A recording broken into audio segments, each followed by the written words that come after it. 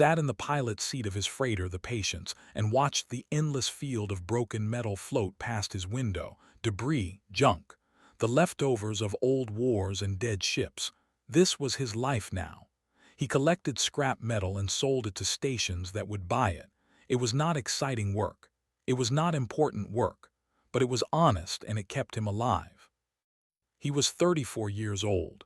His hair was already showing some gray at the sides. His hands were rough from years of hard work. Once, he had been an officer in the Republic of Korea Navy. Once, he had commanded men and women into battle. Once, he had been someone. Now he was just a salvage pilot in the far reaches of space, and he preferred it that way. The Patience groaned as it moved through the debris field. The ship needed repairs that could not afford. The life support system made strange noises at night. The food synthesizer only worked half the time, but had learned to live with less. He had learned to survive. He was about to turn the ship toward the nearest station when his scanner made a sound. It was not the normal sound of detecting metal. It was something else, something alive. Leaned forward and looked at the screen. There, hidden among the broken pieces of old battleships, was a small vessel. It was unlike anything he had seen before. The design was strange and beautiful, with curved lines that seemed to flow like water. It was clearly not human-made. And it was dying. The ship was tumbling slowly through the debris, no power, no thrust. Warning lights flashed on his scanner. The life support on that ship was failing. Whoever was inside had maybe 20 minutes left to breathe. Stared at the screen. The smart thing would be to fly away. Alien ships meant alien problems. He had enough problems of his own. He did not need more. But his hands were already moving, turning the Patience toward the dying vessel. He cursed himself the whole way there. Docking was dangerous.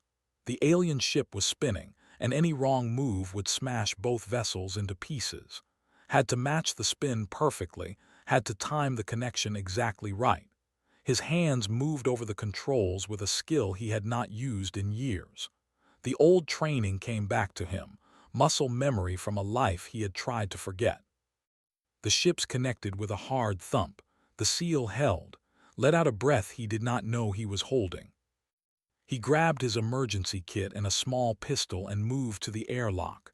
The door opened with a hiss of escaping air. The smell hit him first. Burning, blood, something chemical he could not name.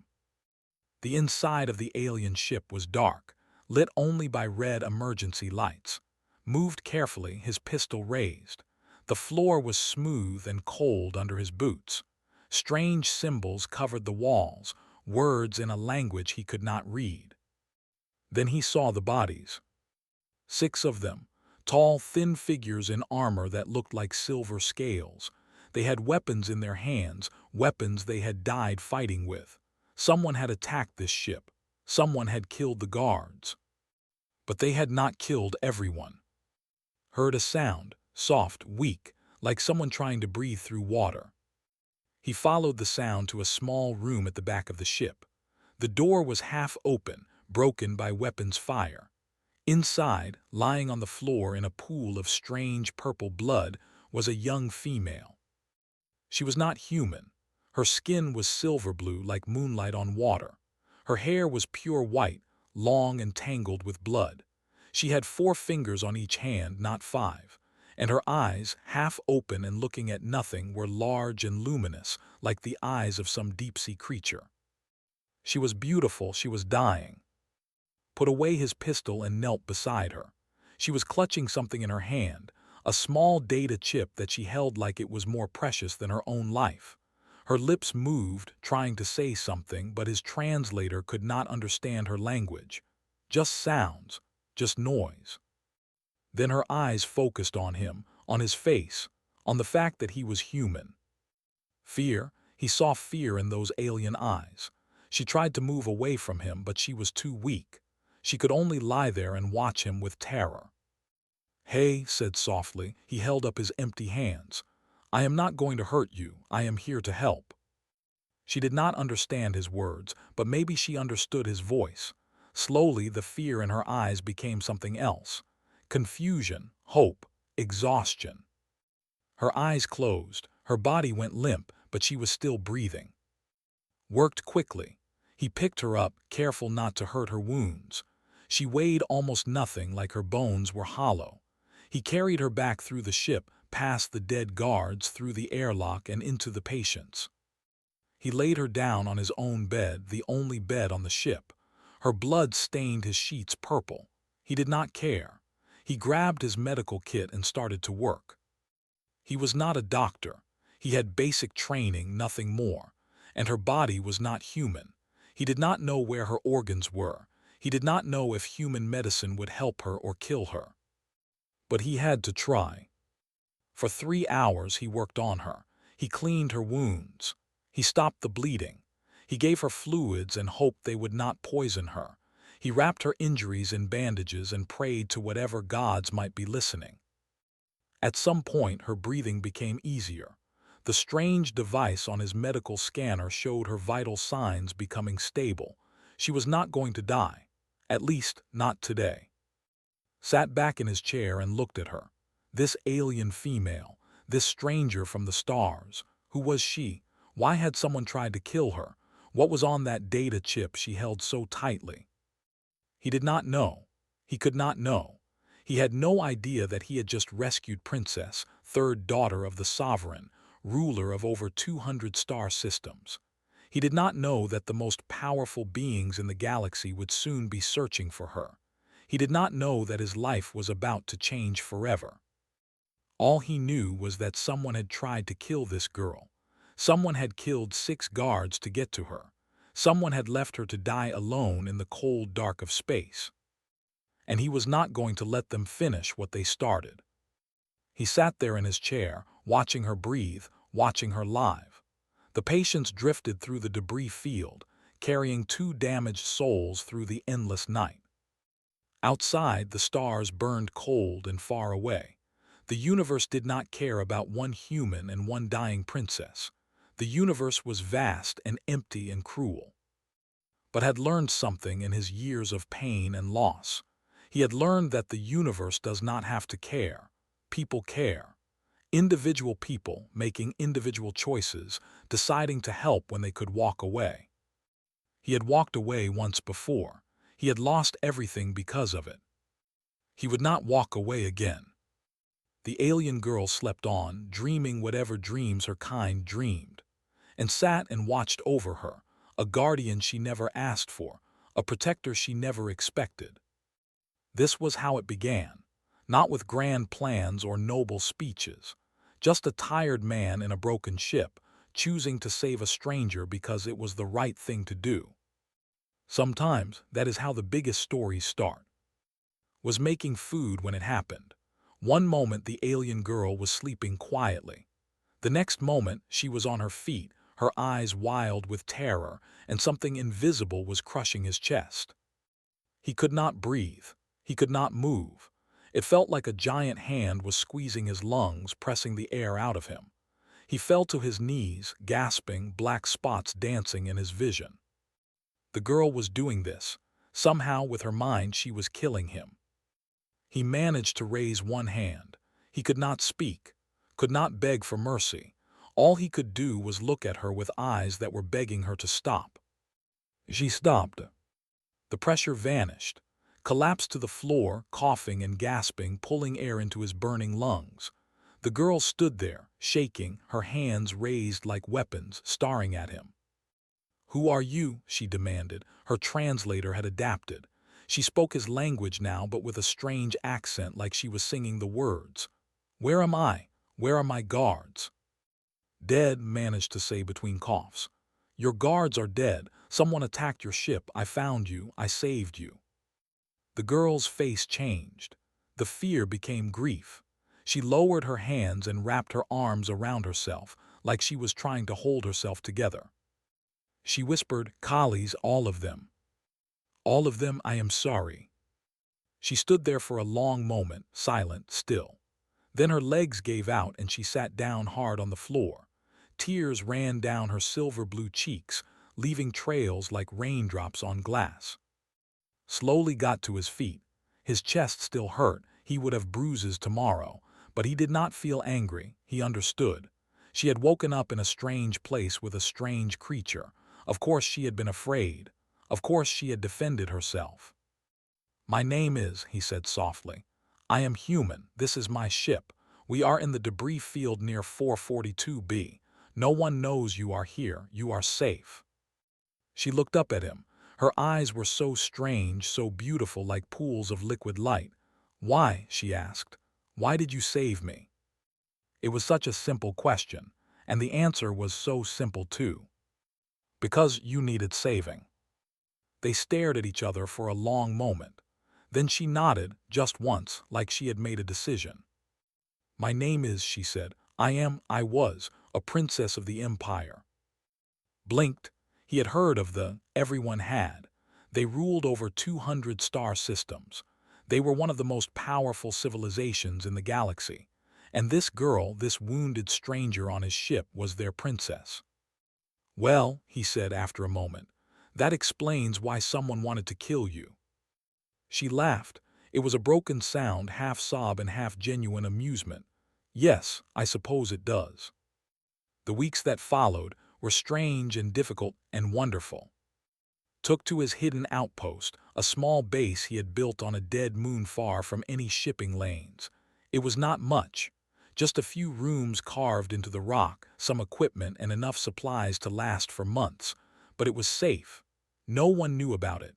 No one would find them here. At first was suspicious of everything. She watched constantly, waiting for him to reveal some evil purpose. She flinched when he came too close.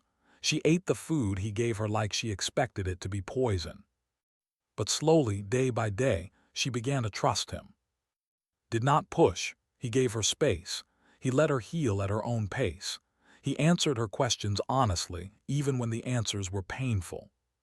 She asked about humans. She had never met one before. Her people knew about humanity, of course. They had been watching humans since they first left their planet, but watching from far away was not the same as meeting one face to face. "Your species is strange," she told him one evening as they sat and watched the stars through the outpost's small window. "You are so fragile, so short-lived, and yet you spread across the galaxy like fire. You build and fight and dream bigger than species 10 times your age." "We are too stupid to know when to quit," said. "That is not stupidity, that is courage." He taught her things, small things, human things, how to use chopsticks, how to make the spicy noodle soup he had grown up eating. She struggled with the heat at first, her alien tongue not used to such flavors. But soon she was asking for more, her eyes watering, her lips burning, laughing at herself. He showed her old Korean films on his battered, historical dramas, romantic comedies, action movies with ridiculous fight scenes. She watched them all with wide eyes, trying to understand human emotion, human love, human pain. During one film, a romance about two lovers separated by war, she cried. Great silver tears rolling down her cheeks. When he asked if she was okay, she had immediately. "I am not crying," she said, wiping her face. "Do not cry at stories." "Of course not," he agreed, pretending not to see the tears. She taught him things too, meditation techniques that helped him sleep without nightmares, the history of her people, their long journey across the stars, the meanings of the gestures and expressions that her kind used instead of words. When she placed her hand over her heart and bowed her head, it meant deep respect. When she touched two fingers to her forehead, it meant she was thinking of someone far away. When she hummed a low note in her throat, it meant she was content. She hummed that note more and more as the weeks passed. One night, she finally decrypted the data chip she had been carrying, watched her face as she read what was on it. He watched her expression change from curiosity to confusion to horror. "What is it?" he asked. "Proof," she said. Her voice was barely a whisper. "Proof of who tried to kill me, and proof that they are not finished." The conspiracy was worse than she had imagined. High Advisor, one of her mother's most trusted servants, had planned everything. The assassination was just the beginning. He wanted to kill the sovereign herself and take control of the empire, and he was going to do it during the Convergence Festival, just 40 days from now. I have to warn her, said. My mother, I have to tell her what is coming. Then we go, said. He was already calculating the fuel, the distance, the dangers. Stared at him. You would do this, travel across the galaxy into danger for someone you do not know. My mother has never even heard of you. My people might kill you on sight. Why would you risk everything for a stranger? Was quiet for a moment. He thought about the question. He thought about his life, his choices, the things he had done and the things he had failed to do. You are not a stranger, he said finally. Not anymore. And I made a choice when I pulled you from that ship. I chose to save you. That choice does not end just because it gets hard. Looked at him for a long time. Her luminous eyes searched his face, looking for lies, looking for tricks. She found nothing but truth. Among my people, she said softly, when someone saves your life, you are bound to them. It is considered a sacred connection, one that lasts until death. Is that a problem? She smiled. It was small and fragile, but it was real. No, she said, I do not think it is. They began to prepare for the journey. It would not be easy. It was far away. There were enemies searching for them. The ship was old and slow. But they had something that their enemies did not expect. They had each other. A wounded princess and a broken soldier, neither one willing to give up on the other. Sometimes that is enough. Sometimes that is everything. The stars waited for them, cold and distant and full of danger, but for the first time in years was not afraid. For the first time in years, he had something worth fighting for. And looking at this strange human who had saved her life, felt something she had not felt since her father died. She felt hope. Knew that his old ship, the Patience, could never make the journey. It was too slow, too weak, too easy to recognize. If they wanted to reach Smother in time, they needed help. There was only one person could ask, one person he had been avoiding for 4 years. His sister. Bay worked on a space station at the edge of known space. She was an information broker, someone who bought and sold secrets for a living. She was brilliant and dangerous, and she hated him. She will not help us, told as they approached the station. She has every reason to refuse. Why does she hate you? He was quiet for a long moment. Because I disappeared.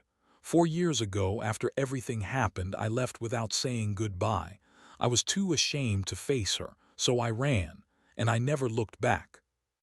Nodded slowly. Family wounds are the deepest kind. Yes, they are. The station was called the Waypoint. It floated in space like a metal flower, its arms reaching out in all directions. Ships came and went constantly, traders and smugglers and people who did not want to be found. They docked and walked through crowded halls filled with beings from 100 different worlds, kept his head down and his hand near his weapon, wore a hood to hide her face. If anyone recognized her, they would be dead within hours. His office was in the center of the station, behind 3 locked doors and 2 armed guards. When they finally reached her, she was sitting behind a large desk, her dark hair pulled back, her eyes cold as ice. She was 31 years old, 3 years younger than, but she looked older, harder. Life on the edge of space had not been kind to her. Hello, brother, she said. Her voice was flat, empty of emotion. I heard you were dead. I almost was, many times. And yet here you are. Her eyes moved too, with a princess, the one that half the galaxy is searching for. Lowered her hood. There was no point in hiding anymore. You know who I am. Everyone knows who you are. There is a price on your head large enough to buy a small planet. Leaned back in her chair. So tell me, brother, why should I help you instead of turning you in? Because you are my sister. That stopped meaning something when you abandoned me. The words hit like a punch to the chest. He deserved them. He knew he did, but they still hurt. I was wrong, he said. What I did was wrong. I should have stayed. I should have talked to you. I should have explained. But I was broken. After what happened after the mission, I could not face anyone. I could not even face myself. So you ran. Yes. Stared at him, her face was stone, revealing nothing. But behind her eyes something was moving. Old pain, old love, old anger that had never fully died. Tell me about the mission, she said. The one you never talk about. Tell me what really happened. And so he did. 4 years ago had been a commander in the Navy. He led a rescue team, elite soldiers trained to save lives in impossible situations. They had received a distress call from a colony under attack by raiders. 40 civilians were trapped, including 12 children. Command told him to wait. They said reinforcements were coming. They said the situation was too dangerous. Did not wait. He took his team in anyway. They saved all 40 civilians, every single one. They got them out, put them on ships, and sent them to safety. But the raiders fought back harder than expected. His team was caught in an ambush. One by one, his soldiers fell. He watched them die trying to protect the people they had sworn to save. When it was over, the civilians were safe, but all 12 members of his team were dead. Was the only survivor. Command blamed him. They said he was reckless. They said he had thrown away the lives of trained soldiers for a few colonists. They stripped him of his rank and discharged him in disgrace. I saved those people, said, his voice rough with old grief. I saved 40 lives, but all anyone saw was the 12 I lost, and maybe they were right. Maybe I should have waited. Maybe my team would still be alive if I had followed orders.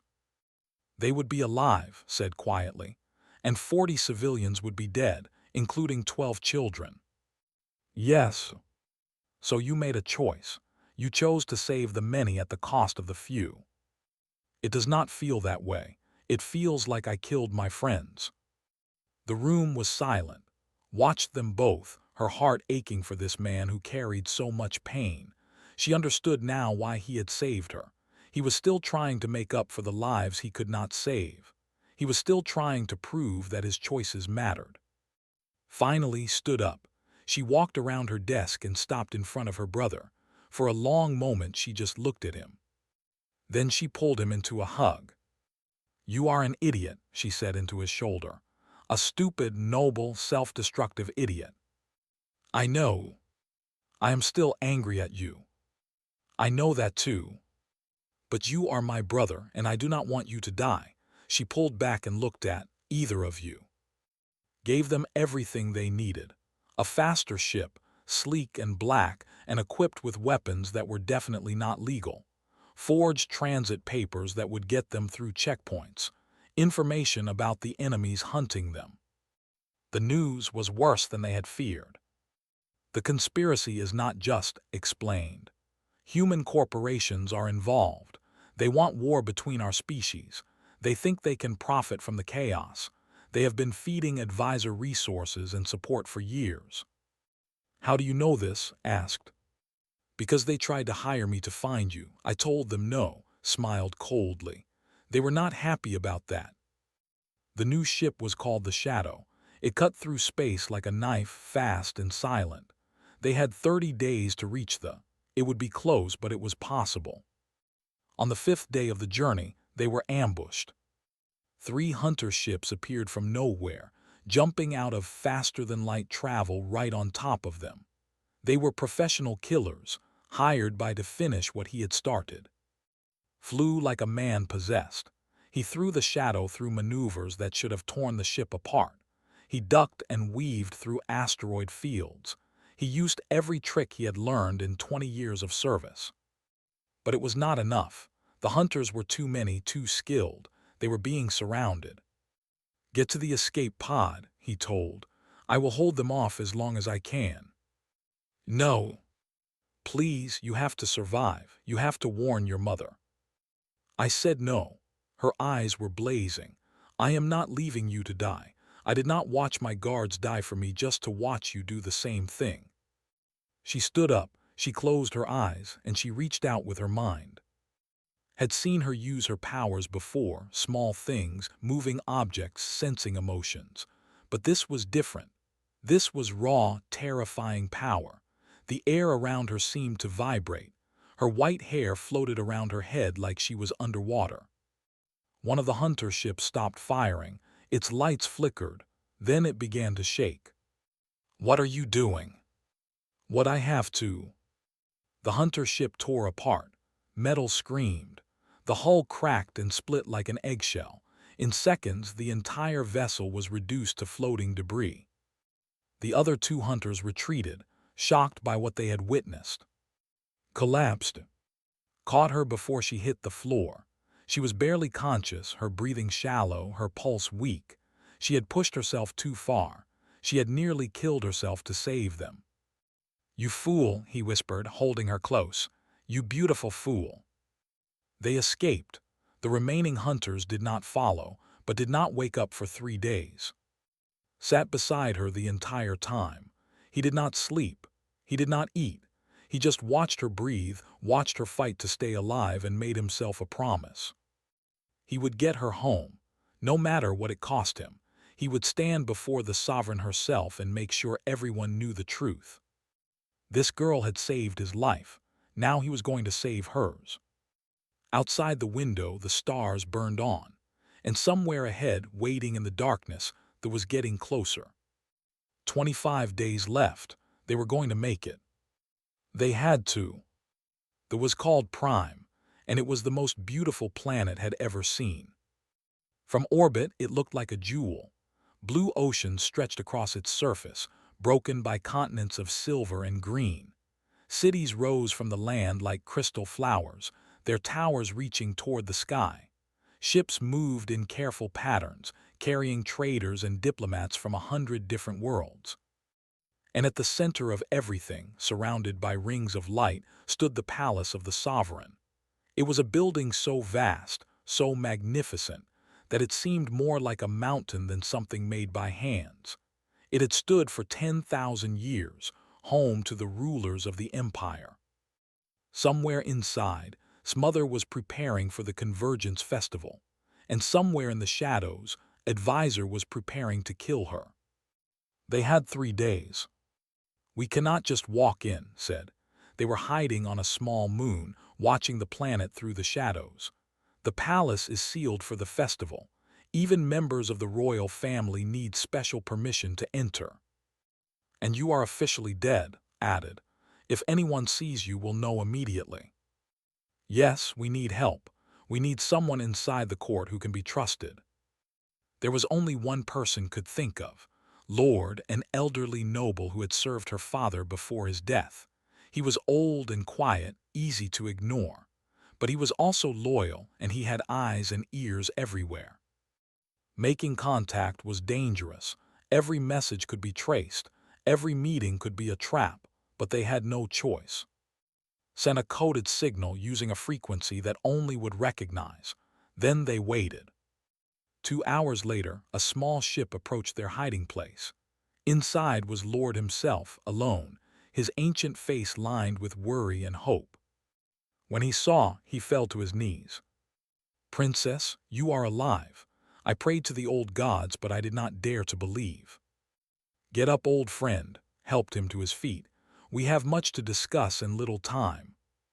She told him everything: the assassination attempt, the conspiracy, the data chip that proves guilt. Listened in silence, his face growing darker with each word. "I suspected," he said when she finished. "For months I have seen things that troubled me, meetings in secret, money moving in strange directions, guards being reassigned without reason, but I had no proof." Handed him the data chip. "Now you do." Took it with shaking hands. "This changes everything, but getting you to the sovereign will not be easy. Controls the palace guard. He has spies everywhere. If he learns you are alive before you reach your mother, he will kill us all." Finished. "So we need to be smart." They made a plan. It was desperate and dangerous, but it was the only way. The Convergence Festival drew thousands of visitors to the palace. Diplomats, traders, artists, and performers from across the galaxy. In all that chaos, two more strangers might slip through unnoticed. Arranged for them to enter as members of a performing troupe from a distant system. They wore costumes that covered their faces, carried false papers that identified him as a stage technician, walked with her head down, trying not to draw attention.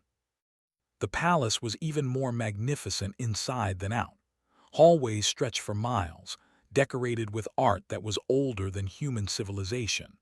Music floated through the air from 1,000 different sources. Everywhere they looked, there were nobles in their finest clothes, laughing and celebrating. And watching from the shadows, guards in silver armor, guards. "Stay close," whispered. "I will take you to a safe room where you can wait until the ceremony begins." They moved through the crowds, hearts pounding, waiting for someone to recognize them. Every glance felt like an accusation. Every whisper sounded like their names. But no one stopped them. No one looked twice at two servants in a palace full of thousands. They reached a small room in a forgotten corner of the palace. Inside, they found a surprise. A young female was waiting for them. She was tall and elegant with silver blue skin and white hair but her face was harder, colder. Her eyes held no warmth. It was Princess's eldest sister. Froze, according to the data chip, was part of the conspiracy. She was supposed to become a puppet ruler after killed the sovereign. She was the enemy. "Wait," said, holding up her hands. "I am not here to hurt you. You are working with, you want our mother dead." "No," his voice broke. Tears formed in her eyes. "I was lied to, told me things.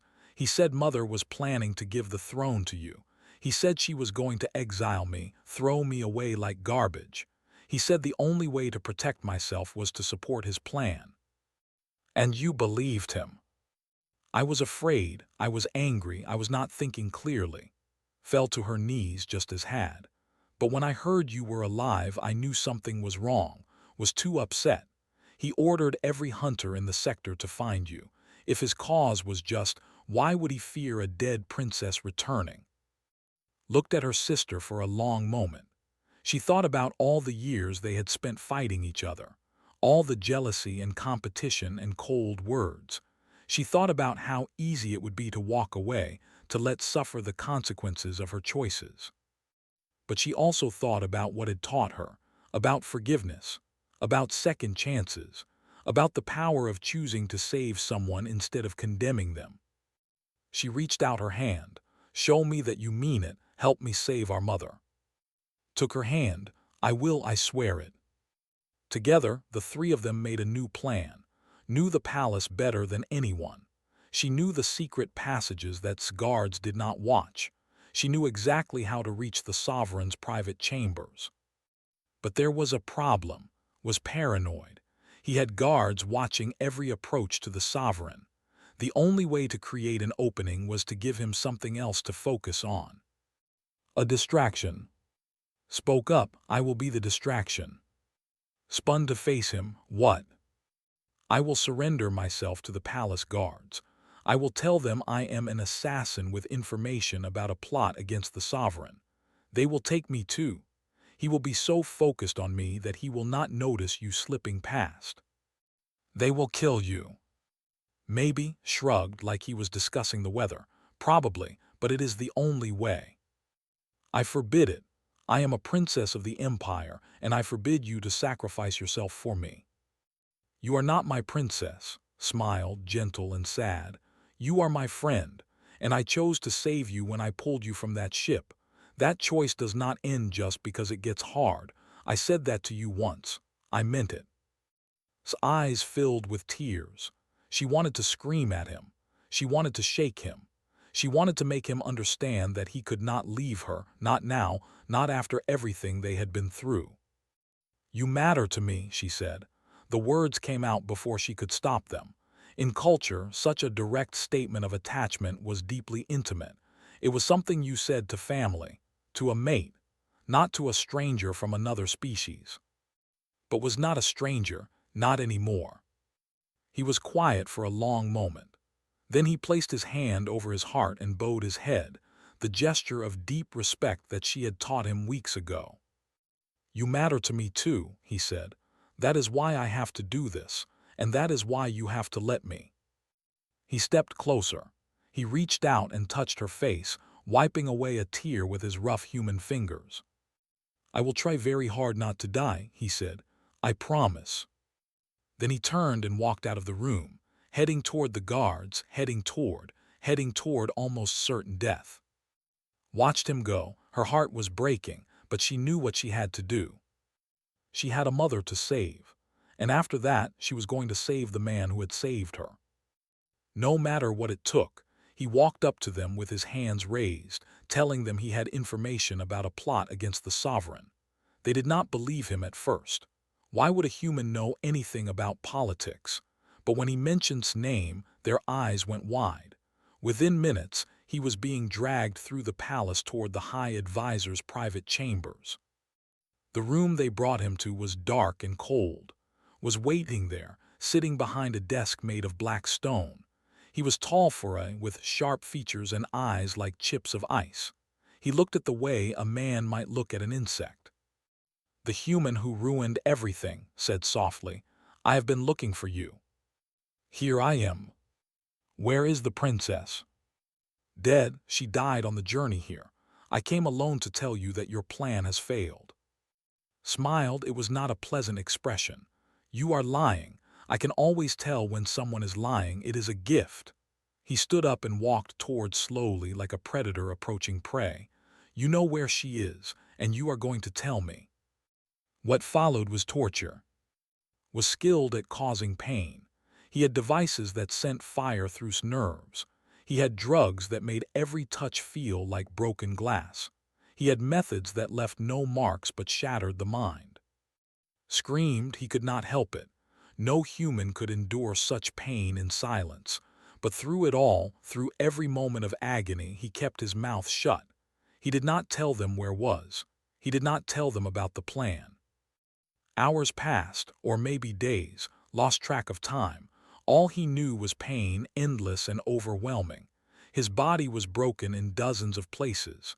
His blood pooled on the floor beneath him, and still he said nothing. "Why?" demanded, frustration cracking his calm facade. "Why do you protect her? She is not even your species. She is nothing to you." Looked up at him through eyes that were swollen nearly shut. He smiled, his teeth stained with blood. "She is everything," he whispered. Meanwhile was running. The servant tunnels were dark and narrow, passages that had been built centuries ago and forgotten by everyone except the palace's oldest servants. Led the way, knowing every turn, every hidden door. Behind them came Lord, breathing hard but refusing to slow down. They had to reach the sovereign before the ceremony began. They had to warn her before made his move. The tunnels twisted and turned. Sometimes they had to climb through spaces so tight that could barely breathe. Sometimes they passed through rooms that had not been opened in 100 years, thick with dust and memory. Finally, they reached a door that recognized her mother's private chambers, the room where she had played as a child, where she had run to after nightmares, where she had felt safe and loved. She pushed open the door. Sovereign stood by the window, looking out at the lights of the festival. She was ancient by human standards, over 500 years old, but her back was straight and her presence was powerful. She wore the robes of the Convergence, white and silver, decorated with symbols of her reign. When she turned and saw, her composure cracked. For the first time in centuries, the ruler of 200 star systems looked like nothing more than a mother seeing her child. "My daughter," her voice trembled, "they told me you were dead." "I almost was," ran to her mother and threw her arms around her. "A human saved me. He is saving me still, right now, in his hands." She told her mother everything. The assassination, the conspiracy, the data chip that proved it all, stepped forward and confirmed the story, confessing her own part in the plot, begging for forgiveness. The sovereign listened in silence. Her face grew colder with each word, harder, more dangerous. By the end, she was not just a mother. She was a ruler whose kingdom had been threatened. She was a force of nature about to be unleashed. "Thinks he can take my throne," she said softly. "He thinks he can kill my daughters and destroy everything I have built. He is wrong." She turned to her guards. "Follow me. We are going to pay the High Advisor a visit." What happened next became legend across the galaxy. The sovereign herself descended upon chambers, flanked by her royal guard and her two daughters. The doors exploded inward, blown off their hinges by forces that only the most powerful could command. Was there, standing over his broken body, a blade in his hand. He spun around, his face twisting with shock and fear. "Sovereign, this is not what it looks like." "Silence!" His voice echoed through the room like thunder. "I know exactly what this is. I know exactly what you are." His fear became desperation. In one quick motion, he grabbed and put the blade to his throat. Stay back, or I will kill him." Could barely see, barely think. His body had been pushed far beyond its limits. But he heard his voice somewhere nearby, heard her scream his name, and he knew what he had to do. He threw himself forward. The blade cut deep, slicing into his shoulder instead of his throat. But his movement knocked off balance, created an opening. That was all that mattered. Caught him before he hit the ground. The guards seized. It was over in seconds. The conspiracy collapsed as quickly as it had begun, unraveling within hours as evidence came to light and traitors rushed to confess. But did not see any of that. She only saw, bleeding in her arms, his eyes fluttering closed. "Stay with me," she begged. "Please, please stay with me."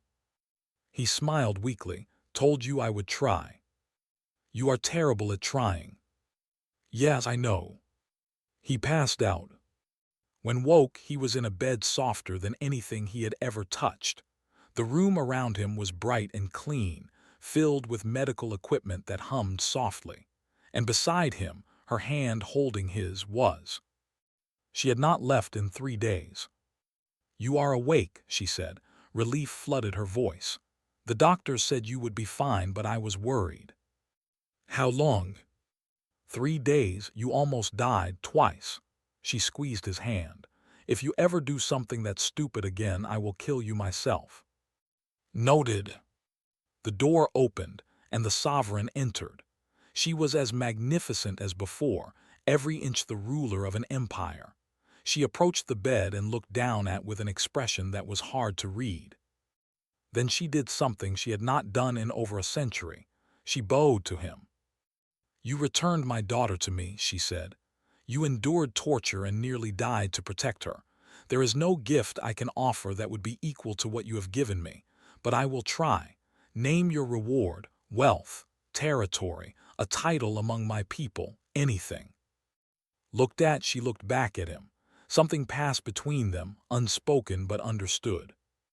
"I would like to stay," he said, "if that is okay."